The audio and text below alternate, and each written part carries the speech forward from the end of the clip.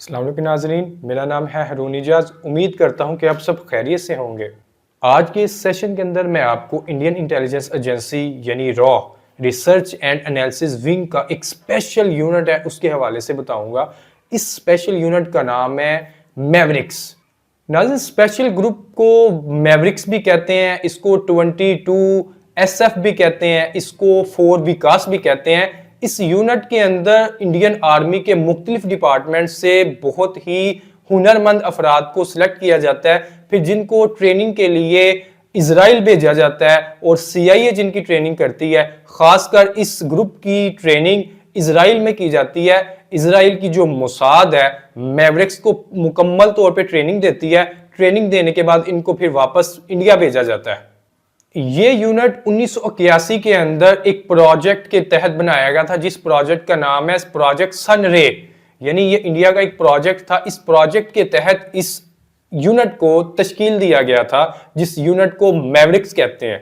میورکس را کا ایک بہت ہی خفیہ یونٹ ہے، جس کو عام پبلک سے بہت ہی خفیہ رکھا گیا ہے، لیکن پھر بھی کچھ رپورٹس سامنے آئی ہیں۔ ان رپورٹس کے مطابق اس یونٹ کا ایک ہیڈ آفس انڈیا کی ریاست اتر پردیش کے علاقے سرسوا میں ہے، اور اس کا دوسرا ہیڈ آفس انڈیا کی ریاست اتراکھنڈ کے علاقے چکراتا میں ہے۔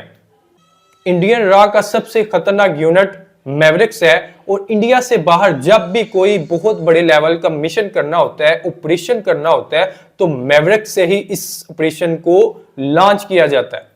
میورکس را کا ایک ایسا یونٹ ہے جو کسی بھی ملک کے اندر سیول وار پیدا کرنے کے لیے استعمال کیا جاتا ہے، جو اپنے آپریشنز لانچ کرتا ہے تاکہ کسی بھی کنٹری کے اندر سیول وار کا ماحول بنایا جا سکے، وہاں پہ رجیم چینج کیا جا سکے، یعنی اپنی مرضی کی حکومت لگائی جا سکے۔ اور اس کے علاوہ یہ بلیک آپریشنز کرتا ہے، یہ انڈر کور آپریشنز کرتا ہے، یہ ایسے آپریشن لانچ کرتا ہے جس کے اندر یہ ڈائریکٹلی انوالو نہیں ہوتا، بلکہ یہ تھرڈ پارٹی کے طور پہ اس میں شامل ہوتا ہے، اور تھرڈ پارٹی کے طور پہ حصہ لے کے یہ اپنا آپریشن لانچ کرتا ہے، اور اس کے اندر زیادہ تر کامیاب ہوتا ہے۔ یہ یونٹ بلیک آپریشنز کے لیے بہت مشہور ہے۔ بلیک آپریشنز ایسے آپریشنز ہوتے ہیں جس کے اندر سے تیسرے پارٹی کو یوز کیا جاتا ہے، اور خود پیچھے رہتے ہیں اور تیسری پارٹی کو یوز کیا جاتا ہے۔ تیسری پارٹی کو یوز کرنے کے بعد اپنا متعلقہ ٹارگٹ اچیو کیا جاتا ہے۔ یعنی میورکس جو ہے وہ کسی بھی دوسری کنٹری کے اندر پرائیویٹ فرمز یا ملٹی نیشنل جتنی بھی کمپنیز ہوتی ہیں ان کی صورت میں بھی اپنا آپریشن لانچ کرتا ہے، اور یہ جو پرائیویٹ کمپنیز ہوتی ہیں یہ اپنا متعلقہ ٹارگٹ اچیو کرتی ہیں، جس کی بیک پہ ساری کی ساری میورکس ہوتی ہے، اور میورکس ہی اس سارے آپریشن کو ترتیب دے رہی ہوتی ہے۔ سری لنکا کے اندر جو سیول وار کا ماحول پیدا کیا گیا تھا، جب وہاں پہ ایک باغی گروپ تامل ناڈو تیار کیا گیا تھا، اس تامل ناڈو کو بھی میورکس نے ہی ہتھیار پہنچائے تھے، ٹریننگ دی تھی۔ اس تامل ناڈو گروپ کے پیچھے جتنی بھی مالی سپورٹ تھی، اسلحے کی سپورٹ تھی اور ٹریننگ کی سپورٹ تھی، وہ ساری کی ساری را کے اسی یونٹ نے ہی ترتیب دی تھی۔ را کے اسی یونٹ یعنی میورکس نے سکھوں کے خلاف بھی بہت سے آپریشنز کیے ہیں، جس کے اندر سے جو مشہور آپریشن ہے، ایک آپریشن کا نام آپریشن سن ڈاؤن ہے، دوسرے آپریشن کا نام آپریشن بلو سٹار ہے۔